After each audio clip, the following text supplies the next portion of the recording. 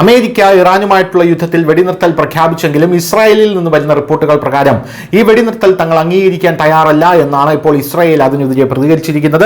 ഇറാനെതിരായ ആക്രമണങ്ങൾ പെട്ടെന്ന് നിർത്തലാക്കുമെന്ന് പ്രഖ്യാപിച്ചുകൊണ്ട് US പ്രസിഡന്റ് ഡൊണാൾഡ് ട്രംപ് മുഴുവൻ ലോകത്തിനും പ്രത്യേകിച്ച് സഖ്യകക്ഷിയായ ഇസ്രായേലിന് കൂടിയാണ് ഒരു വലിയ ഞെട്ടൽ കൊടുത്തിരിക്കുന്നത്. രണ്ടാഴ്ചത്തെ വെടിനിർത്തൽ പ്രഖ്യാപിക്കുകയും ഇറാൻ അവതരിപ്പിച്ച 10 പോയിന്റ് നിർദ്ദേശത്തെ ശാശ്വത സമാധാനത്തിലുള്ള ശരിയായ അടിത്തറയായി വിശേഷിപ്പിക്കുകയും ചെയ്തിട്ടുണ്ട്.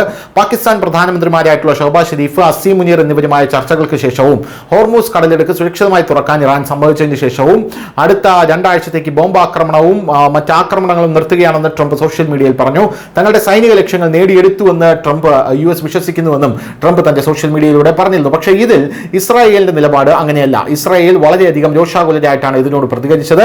എന്തായാലും ലബനനിൽ വെടിനിർത്തൽ ഇല്ല എന്ന് ഇസ്രായേൽ പറഞ്ഞു തുടങ്ങിയതിനു ശേഷം ഈ വെടിനിർത്തൽ ഞങ്ങളെ വളരെ വലിയ ആശങ്കയിലാഴ്ത്തുന്നു എന്നും ഇസ്രായേൽ ഇപ്പോൾ പറയുന്നുണ്ട്. എന്തായാലും ഇസ്രായേൽ ഈ വെടിനിർത്തൽ കരാർ അംഗീകരിക്കാൻ തയ്യാറല്ല എന്ന് തന്നെയാണ് ഇസ്രായേലിന്റെ ഈ തീരുമാനത്തിൽ നിന്ന് നമുക്ക് മനസ്സിലാക്കാൻ സാധിക്കുന്നത്. എന്തായാലും ട്രംപിന്റെ തീരുമാനം ഇസ്രായേലിന് വലിയ ആഘാതമാണ് ഉണ്ടാക്കിയത് എന്നുള്ള കാര്യത്തിൽ തർക്കമില്ല. ട്രംപിന്റെ തീരുമാനം നെതന്യാഹു സർക്കാരിനെയും ഇസ്രായേൽ സുരക്ഷാ ഏജൻസികളെയും ചൊടിപ്പിച്ചിട്ടുണ്ട്. ഇറാൻ പൂർണ്ണമായും ദുർബലമാകുന്നതുവരെ ആക്രമണങ്ങൾ തുടരണമെന്ന് ഇസ്രായേൽ ആഗ്രഹിച്ചു. പ്രത്യേകിച്ച് ലബനനെ വെടിനിർത്തലിൽ ഉൾപ്പെടുത്തണമെന്ന് ഇറാൻ ഒരു നിബന്ധന വെച്ചിട്ടുണ്ട്. ഇത് ഇസ്രായേലിന് അംഗീകരിക്കാൻ പ്രയാസമാണ്. ഹിസ്ബുള്ളക്കെതിരായ പോരാട്ടം ഇറാനുമായുള്ള യുദ്ധത്തിൽ നിന്ന് വേറിട്ട് നിർത്താൻ ആഗ്രഹിക്കുന്നുവെന്ന് ഇസ്രായേൽ പ്രതിരോധ മന്ത്രി വ്യക്തമാക്കിയിട്ടുണ്ട്.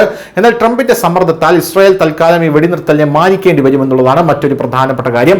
എന്തായാലും ഇറാൻ മുന്നിലേക്ക് വെച്ചിരിക്കുന്ന ആ 10 പോയിന്റ് അജണ്ട അതിൽ ഒന്നുപോലും അമേരിക്കയ്ക്ക് സഹിക്കാനോ അംഗീകരിക്കാനോ സാധിക്കാത്തതാണ്. പക്ഷേ ഈ ഒരു ഘട്ടത്തിൽ ഇത് അംഗീകരിച്ചേ മതിയാകൂ എന്ന് ട്രംപിനറിയാം. കാരണം ട്രംപ് ഇറാനുമായി യുദ്ധത്തിന് പോയതിനു ശേഷം ഒരു കരടിക്കുട്ടിയെ കെട്ടിപ്പിടിക്കുന്നത് പോലെയായിരുന്നു. വിടാനും വയ്യ, വിട്ടാൽ കരടി ആക്രമിക്കും, എന്നാൽ കരടിയാണ് കെട്ടിപ്പിടിച്ച് നിൽക്കാനും സാധിക്കില്ല എന്നുള്ള രീതിയിലാണ് ട്രംപിന്റെ കാര്യങ്ങൾ മുന്നോട്ട് പോയത്.